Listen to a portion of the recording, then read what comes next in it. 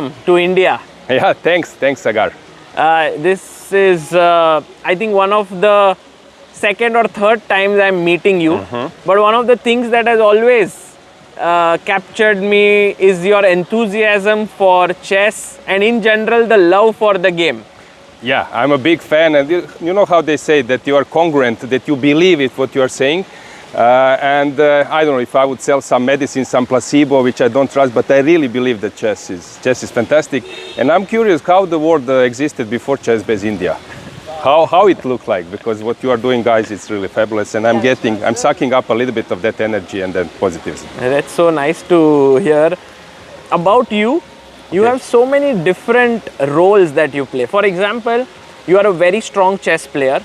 You were close to 2600 at your peak. You are also the vice president of European Chess Union. You have written books. You have written opening surveys, contributor to New in Chess. You also sort of worked on these projects which are research oriented to show the benefits of chess. You are also a commentator and TV host. It's incredible the width and the breadth of things you have done. Yeah, actually I think that the reason is that I didn't become super strong too early, and I didn't focus on one thing, so I could finish faculty. I finished economics, sports management, and I was always the one who was, you know, when you're studying and playing, then you get used that you are doing something else besides working on chess.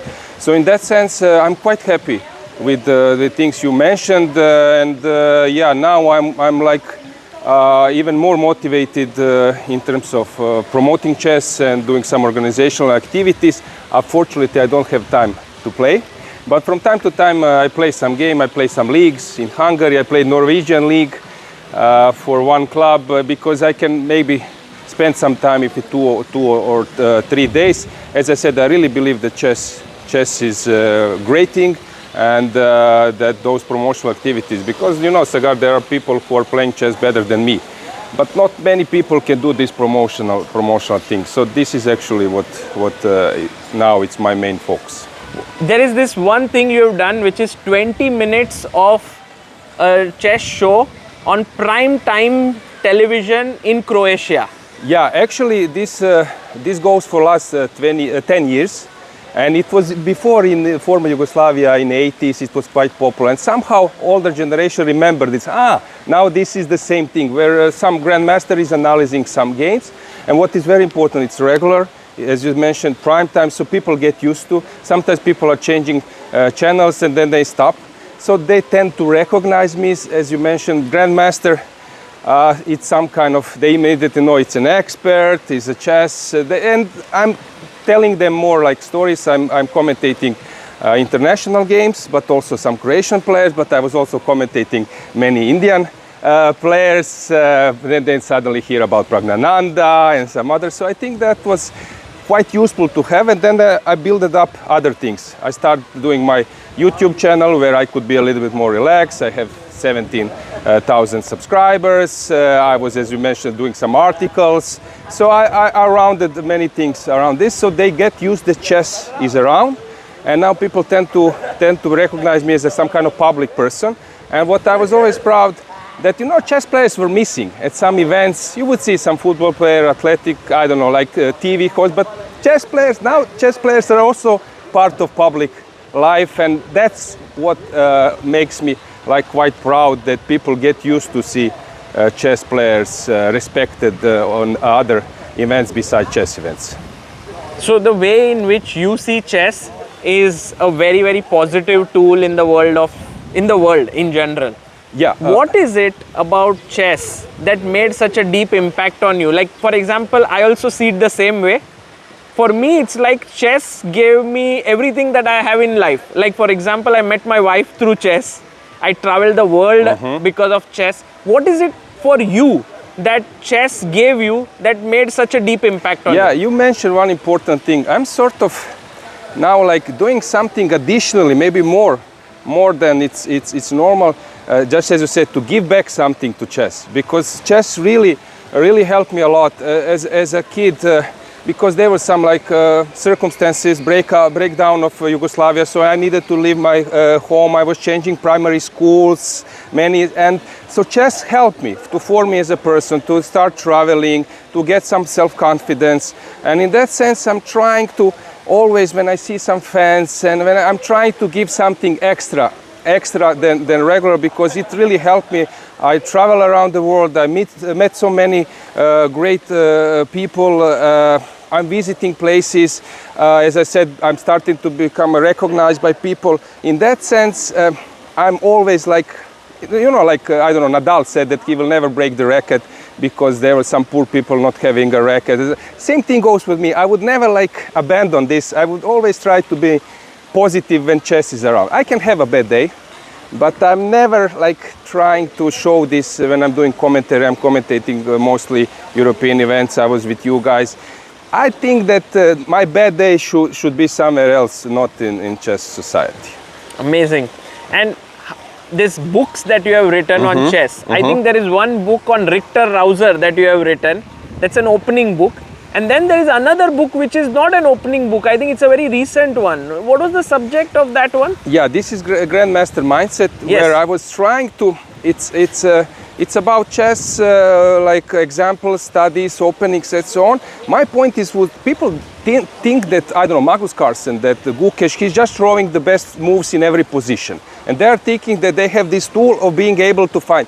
No, but they have skills. They are gaining more information because let's say that you are trying to find the best move with 20% of information. It's hard, but when you collect 80% from some details, from some motives, then of course your decision-making process is much easier. So I'm trying to explain how we sense the motive, because now there are a lot of chess players who are solving puzzles, which is good.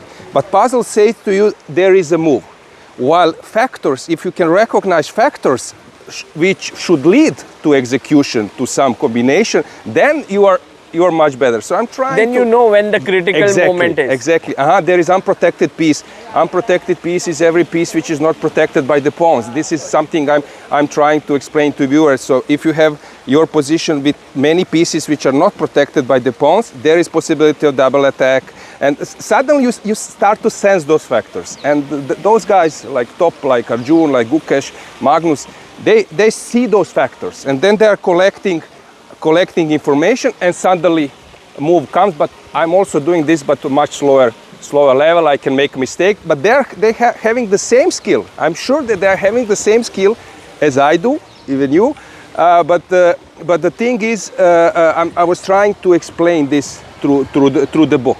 Regarding Richter Rouser, it's when you play Rouser, it's a statement, because it's quite tough opening, and at some point. My coach was Grandmaster Kozul. He was a 2006 European champion, and we became a friend, and we were analyzing, working on chess together.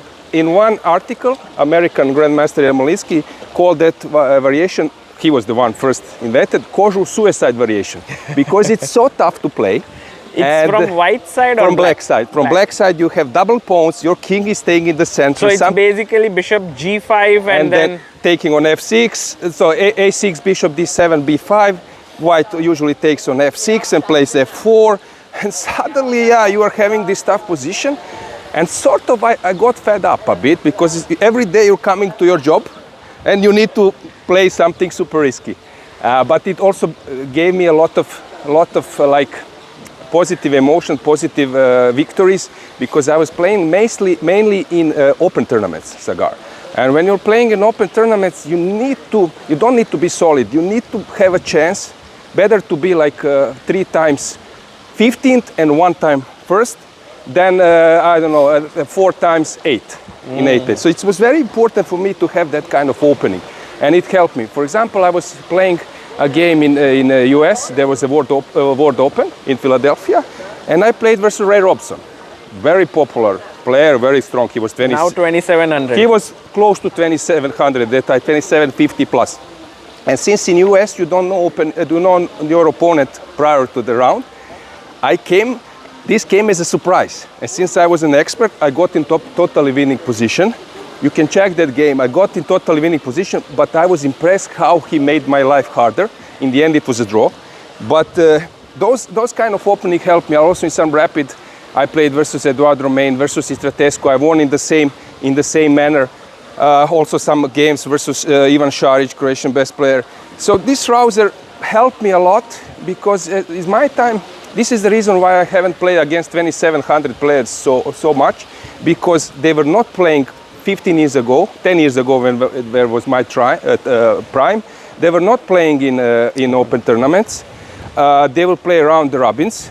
When I'm playing for national team, I was playing in one Olympiad and 3 European championships. I was playing third and fourth board, so I could play versus, I don't know, Sargsyan, or maybe versus Rasmus Svane, but I couldn't play versus Aronian if I would be like first board of some country. World Cup was 128, no spots for federations. I was once at the European individual in Dresden, 2007. I was sharing 7th place. I had half point less than a first player. 400 players, 100 grandmasters. I was 140 seed. I lost at that time. You should play tiebreak. These days you have Buchholz and you can qualify. At that time, all players are playing, who are sharing the place were playing tiebreak for top 23 places. So I was playing from 8 till 46, and now you know against whom I was paired. Against Pavel Elyanov, he was 2,700 player at that time. And I lost. I was better in the first game. So for me, it was very tough to qualify, for example, World Cup, where I could be paired against top player and so. So I don't have too many games, but I played against Dubov, European Championship. I played, and it was an interesting game, I played Rapid versus MVL. I played one European Championship versus Adams. He was world number 4. So I had some games. So, by the way, I was winning versus Adams in rouser, but again, since it's complicated opening, my victory slipped and I lost the game. So basically, if someone wants to learn this rouser, should check your games, yeah? Okay, Kozul was first expert. He saw some article in one magazine. So there was a Russian grandmaster Panchenko, or IM, and he wrote some article, and suddenly Kozul liked it. Some rook a7 improved a bit, and it became his main weapon. I was his student, so I also put it in practice, and later we was like sort of like abandoning the opening, and suddenly players like I don't know, some Iranian players like Maksudlu or some, they started to play, and now they gave some new ideas, and it's still popular again. How was it working with Kozul? Because I think he's one of the kind of aggressive or creatively inclined players. I mean, I've seen many of his games, but never really met him. Yeah, he's very strong practical player, and I was the one with computer, and he was the one sitting opposite, because the idea is to come up with some idea. By the way, it's very hot in India, so I'm sweating a bit. We guys can come here. Yeah, in Croatia it's no. So he was the one who is checking some practical ideas. For example, an engine would say it's zeros, and Kozul will say I see some problems, and then we will come up with those kind of openings, and we both had this like initiative style play. So we created many like new ideas, and it's funny, sometimes you see a game, for example, Mamedyarov versus Grishchuk, and suddenly they're playing a worse move than we do. Or there is a novelty, top novelty by Nisipeanu, we have it in our notes for 2 years. So it inspired me a lot, but we can go back to the beginning of this interview. I had faculty, I had different interests, so I was never like too deeply inside. So I came to 2600, 2597 was my peak. I was Croatian champion, but I immediately spotted that I would love to do also something in chess. I love chess, something in chess, but connected with other things. So I organized many European events in Croatia, and as you mentioned, those promotional activities. And right now, what do you think is one of the main aims that drives you right now? Is there something you think, because chess is evolving so rapidly, what is it that you think is missing in chess that you want to solve? Yeah, first of all, we as a chess society, we need to be more like, not aggressive, but in saying how chess is now important in terms of numbers. Your channel is now 3 million, right? Chess.com has crossed 220, because some other sports would say, I don't know, there is 1 billion of people playing our sport, I won't name it, and how did you come to this this data, this number, they will say, we just compared number of schools in the world, and then we round it and say that is a number. Now with chess, we have exact number, 220 million. So, okay, 10% can be double accounts or false account, but let's say it's 200 million. And then when you say this, guys, we have people registered, sending emails regularly, at least playing one game. So I think that we should point it out, because, for example, in Croatian Chess Federation, there is 4,000 registered players, while chess.com has 500,000. So that means that we have area of people who are not involved in chess tournament, but they exist. They're playing games. So I also, since I finished economics and sports management, I see potential. We had these World Corporate Finals here. So these are the people that, okay, this is finals, but let's say in a qualification process, there were many people without a rating. But they follow chess, they know about you, they know about Pragnananda, they know about, of course, Gukesh and others. So they're following. So, and they're working in some companies, they're ready to invest, maybe to pay something, I don't know, some subscription or something, or a book. So there is a potentially market around. So my idea is that we should start focusing on those kind of people, and then also World Chess Federation will grow, European Chess Union will grow, and we will get sponsors, because I think now it's very important to explain to sponsors, chess is not like, as I mentioned, 4,000 registered players in Croatia, or I don't know, or FIDE. Chess is now huge. It's 10% of maybe European population, maybe 10% of India. So they are around and they know how to play chess. So this is our market. Amazing. And I think you being part of the European Chess Union, you are trying to push that these events like World Corporate Chess can bring in new sponsors for chess, can bring in people who love chess, who have the resources.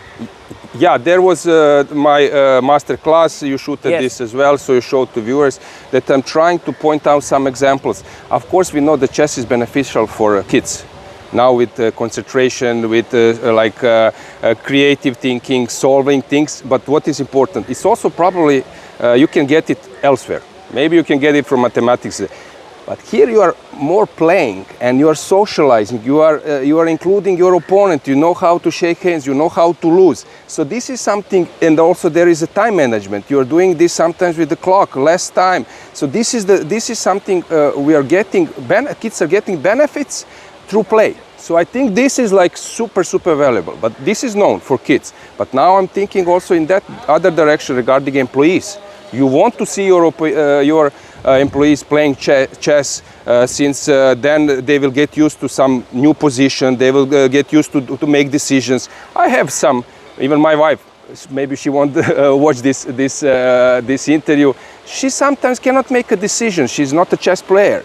For me, for you, it's normal every day that you decide the route will you go to work, which additional training program you will take, which book to buy. So you're making decisions on a daily basis. For chess player, it's normal. Sometimes you're wrong. You reassess, you learn, or you get some new information like I was mentioning. Then your decision, you have plan of 4 moves, but something after second move came up. You have new information. Then you are abandoning your play. Your plan, this is like this sunk cost, like they are calling. No is also saying, no is also decision. You want to sacrifice, but you got some new information, you go back. So these are the things which I think are very useful for employees, also for CEOs, for maybe management. So I believe that chess as a tool. We had a meeting with Minister of India yesterday, and I was trying to point out many things. All Indian Chess Federation are now also trying to make a breakthrough with chess in schools and everything. So I was pointing out that chess is a tool. Chess can be like a game, like a card game. You are going by train somewhere and you want to use 2 hours. But if you compare, and this is fine, you just want to play chess, we are waiting in your doctor, you're waiting for half an hour, you play chess. This is fine. But chess as a tool, when you are pointing out, for example, I had some examples, there are kids, they cannot make decisions. Then I give you some examples when you are forced to make a decision. I put you a clock. So then there are some who cannot memorize. Then I focus on that part. So you can use parts of chess to improve some character traits or skills. It's amazing. You are trying to teach things, but you're not a chess trainer in the conventional sense where you want to teach good players chess. You want to teach chess in a very different way. Yeah, as you mentioned, I'm part in different, I have a role in different parts. But I'm trying, I also have some students, I'm making some training process, but let's put it this way. Chess can be played, I can be an ordinary grandmaster, but not many grandmasters can maybe do this thing because this experience, I'm not like super brilliant.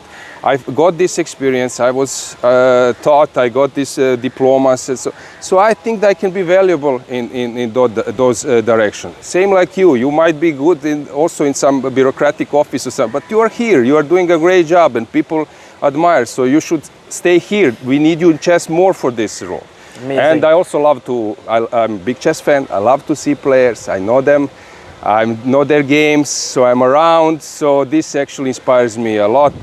Few days ago when Arjan lost versus Arjun, he stayed here with his wife, showing some example studies. I showed him, we were discussing some rook endgames. This is something which inspires me. I'm friend with Vishy, Anand. We were driving together Chennai Olympiad every day to the venue. So I've discussed a lot of things. He's my hero. Peter Leko is here and many more. Amazing. And you are here in India for some time now. How do you like the energy of this country for chess? What is your feeling in general about Indian chess? What can we say more? Come on, you are doing fantastic things. You have top players. How your players are behaving. So I was European Club Cup. I was the commentator. For example, I was on the same floor as Gukesh. So I was entering the elevator. He was in my studio afterwards, so he knows me. We were just chatting a bit, but the way how your players are behaving, how they are representing your country, I think all of you can be proud. Also here, hospitality of the, not just All Indian Federation, they are doing a marvelous job. Yeah, so Nitin, Kumar and everyone, but also hospitality of other people. I sense this in Chennai, and I learned a lot about your country. Now I know, of course, Tamil Nadu, I know the regions and states. So I think that chess help your country a lot to, like in Croatia, we're a small country, really small. For your standards, this is crazy small. We are 4 million. But we had in football in World Cup, Luka Modric, last World Cup, semi-finalist, bronze medal. Before in Russia, we were in final.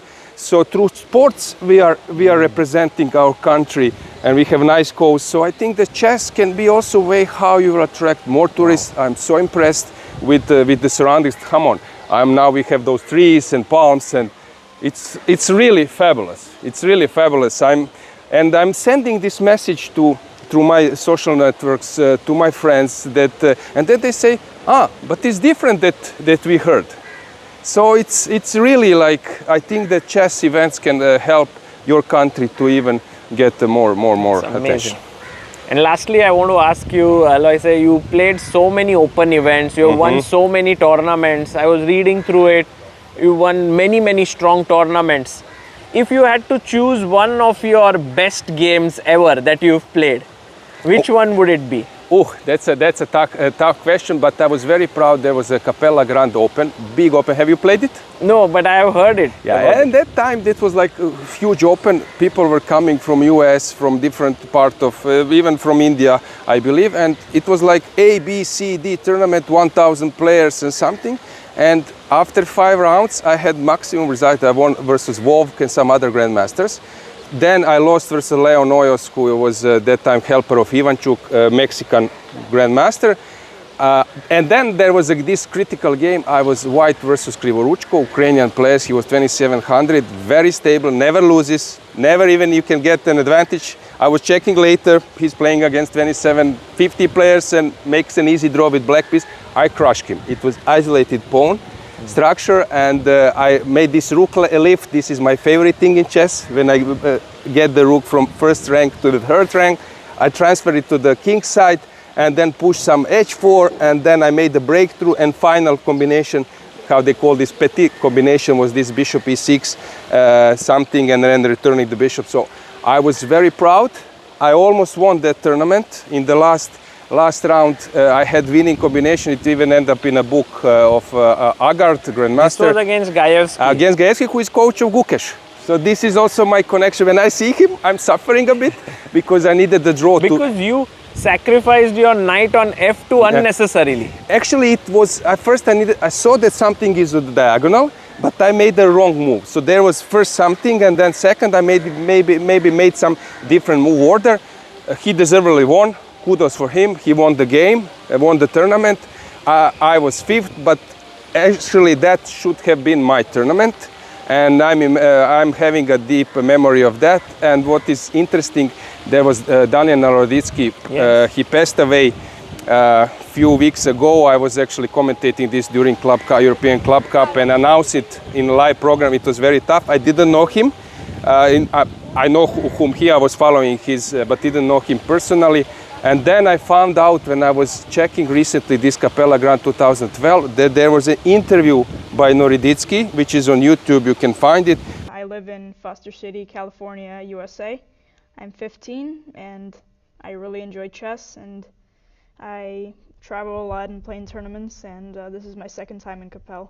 I really want to become a grandmaster, and my second goal is just to enjoy chess and have fun with it. And I was shocked a bit. So this also gave me some emotional thing that this was my turn. So he was probably walking around checking who is this grandmaster from Croatia who is playing well. So yeah, these are pleasant memories I have. Beautiful. Well, I personally think you have a very unique story and also unique place in the world of chess. Also with your excitement and enthusiasm, you attract so many people to the game. So huge kudos to you. And I hope that you are able to achieve your vision of spreading chess to more people. Thanks, Sagar. I was mainly focused on European events. So let's say I did some commentary of FIDE Women Grand Prix, FIDE Women Team Championship. Now it's in Linares. 2 years ago it was in Poland. I was the commentator there. So let's say that people are revealing me at the moment, so I really appreciate that you give me this chance to maybe give some opinion, to comment. In fact, when you came to the commentary, I think people loved you. Amruta was telling me it was so much fun to have you even for 30 minutes. So much energy. It was amazing. Yeah, this is actually what I like, and as I said, I would love to see more and more people. So I want to send the greetings to your viewers, your subscribers, everyone who comes is a winner already. Start opening the doors of chess. Chess is hobby, a lifetime hobby. Sometimes you have more time, sometimes you have less time. But for me, it's like driving a bicycle, like knowing how to swim. It improves your life. It should be something like learning one language. It's something which helps to get better quality of life. Amazing. Thank you so much, Alojzije, for your time, and I hope you have a great few days in India left. Yeah, thank you very much.